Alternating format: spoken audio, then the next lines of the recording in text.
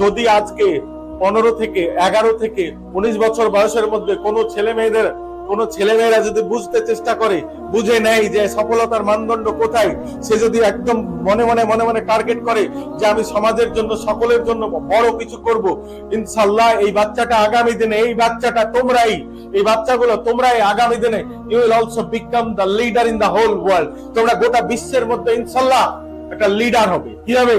Leader হবে ইনশাআল্লাহ। You will also become an ambassador. তোমরা অবশ্যই একজন রাষ্ট্রদূত হতে পারে, ইনশাআল্লাহ রাষ্ট্রদূত হতে পারে। তোমাদের মান সম্মান, গুণগত মান আল্লাহ সুবহানাহু ওয়া তাআলা বাড়িয়ে দেবে না? ইনশাআল্লাহ তোমরা আমরা কার জন্য কাজ করব? সকলের জন্য কাজ করব না করব না? গোটা মানব জাতির কল্যাণ সাধনের জন্য কাজ করবে না করবে না? শুধু শিক্ষা অর্জন করে আমি দুজন মানুষকে শিক্ষিত করে তুলবো। আজকাল আমরা দেখতে পাই অনেক শিক্ষক শিক্ষিকা, অনেক ডাক্তার, অনেক বিভিন্ন পেশার সঙ্গে রিলেটেড, তারা শিক্ষক শিক্ষিকারা ছাত্রছাত্রীদেরকে না পড়িয়ে ছাত্রছাত্রীদেরকে শোষণ করে না? ডাক্তাররা পেশেন্টদের সাথে দুর্ব্যবহার করে সেই পেশেন্টদেরকে শোষণ করে না? একজন আইপিএস অফিসার, একজন আইএএস অফিসার, যারা বিভিন্ন বড় বড় উচ্চপদস্থ কর্মচারী, উচ্চপদস্থ কর্মের সঙ্গে রিলেটেড, একজন সাধারণ মানুষ তার কাছে কোনো সহযোগিতার হাত বাড়িয়ে দিলে তার সঙ্গে দুর্ব্যবহার করে না? তাহলে এই সফলতার আমার কি মানদণ্ড? সফলতার মানদণ্ড টাকা দিয়ে বিচার করা হয় না। আমি এর আগে তোমাদের সামনে একটা কথা আলোচনা করেছিলাম। আমাদের দেশে, আমাদের সমাজ ব্যবস্থাতে বড় বড় ধনী, সম্পদশালী, বিত্তবান লোক আছে। টাটা, বিড়লা, আম্বানি, মাইক্রোসফটের, তারপরে ওই বিল গেটস, তারপরে জেফ বেজোস, তারপরে এলান মাস্ক, এরা সব ধনী ব্যক্তি।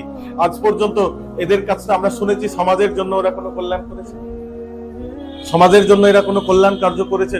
খুব একটা অত বেশি আমরা শুনতে পাই না। দুটো জিনিসের দরকার। প্রথম জিনিস হচ্ছে, 1 নম্বর জিনিস যেটা তোমাদের সবচাইতে বেশি প্রয়োজন, your first weapon is academic course book. Academic course book, তোমাদের যে পড়াশোনার যে কোর্স বইটা আছে, সেই বইগুলো তোমাদেরকে ভালো করে অধ্যয়ন করতে হবে। এটা একটা বড় মাপের হাতিয়ার, এটা একটা বড় মাপের অস্ত্র, course book. And the second book is কোরআন। সেকেন্ড বুক সেটা হচ্ছে কি? কোরআন। এই বই যাদেরকে, এই কোরআন, এই বইগুলা ভালো করে যারা অধ্যয়ন করবে, যারা পড়াশোনা করবে, ইনশাআল্লাহ আগামী দিনে তারা সফলতার মানদণ্ডে পৌঁছাবে না? তোমাদের মূল হাতিয়ার, মূল অস্ত্র কোনটা? তাহলে বলছি books are your main weapons. বইগুলাই হচ্ছে তোমাদের মেইন হাতিয়ার। আমি তোমাদেরকে কয়েকটা উদাহরণ দিচ্ছি, কয়েকটা সংজ্ঞা দিচ্ছি। আমি কিছুক্ষণ আগে বললাম 11 থেকে 19 বছর বয়সকাল যেটা আছে, সেটা খুব মূল্যবান সময়কাল। এই সময়কালের মধ্যে যদি কেউ তার কাজের মধ্যে মনোনীত হয়ে যায়, তোমাদের আশা করি বয়স 11 থেকে 19-এর মধ্যে প্রায় 11 বছরের কাছাকাছি হয়ে গেছে, 11 বছরের ঊর্ধ্বে হয়ে গেছে। তাহলে তোমাদের এখন হচ্ছে সেই সময়কাল। সেইভাবে তোমাদের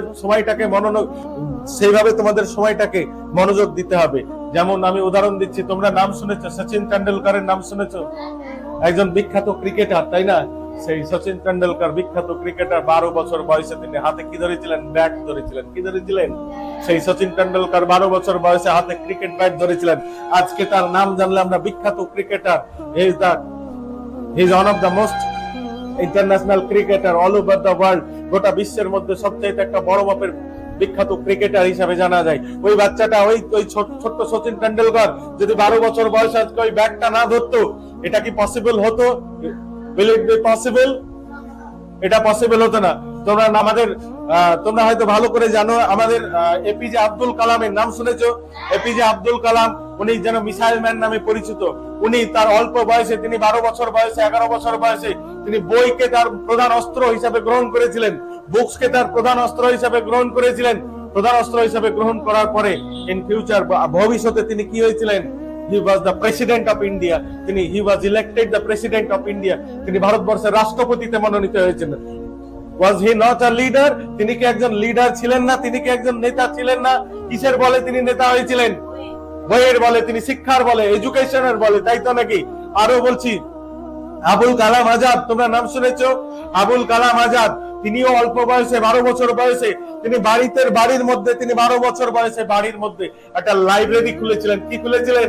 12 বছর বয়সে তিনি লাইব্রেরি খুলেছিলেন। লাইব্রেরি খোলার পরে তিনি তো সেই 12 বছর বয়স থেকে তিনি অধ্যয়ন করতে শুরু করেছিলেন। অধ্যয়ন করতে শুরু করার পরে তিনি পরবর্তীতে ভবিষ্যতে এমন একজন মানুষ হয়েছিলেন, তিনি হয়েছিলেন এডুকেশন মিনিস্টার।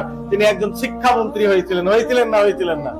তাহলে আমাদের শিক্ষা যদি আমরা প্রকৃতপক্ষে কমপ্লিটলি শিক্ষা যদি অর্জন করতে চাই, তাহলে আমাদেরকে বইয়ের সহযোগিতা নিতে হবে। হবে না, হবে না।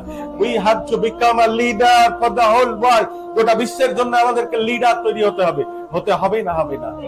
আমি ছোট ভাবনা চিন্তা করব, অল্প ভাবনা চিন্তা করব, তাহলে আমার চিন্তা ভাবনা অল্প হবে। আমি যখন গোটা সমাজকে নিয়ে ভাবনা চিন্তা করতে শুরু করব, তখন আমার চিন্তা ভাবনা বিস্তার হবে। আমি যখন কোন সমাজের অসহায় গরিব দরিদ্র মানুষকে নিয়ে ভাবনা চিন্তা করব, আল্লাহ নিশ্চয় আমার ভাবনা চিন্তার বিকাশটা আরো বিকশিত করবেন। আল্লাহ আমার পথটা সোজা করে দিবেন। যার জন্য আমাকে প্রতিনিয়ত দোয়া করতে হবে। আল্লাহ আমাকে শুধু শুধু এই শিক্ষা অর্জন করে আমার নিজের ব্যক্তিকেন্দ্রিক জীবন যাপন করার জন্য দুনিয়ার বুকে আমাকে পাঠিয়ে দেয়নি, গোটা সমাজ ব্যবস্থার পরিবর্তন করার জন্য আমাদেরকে দায়িত্ব দিয়েছে।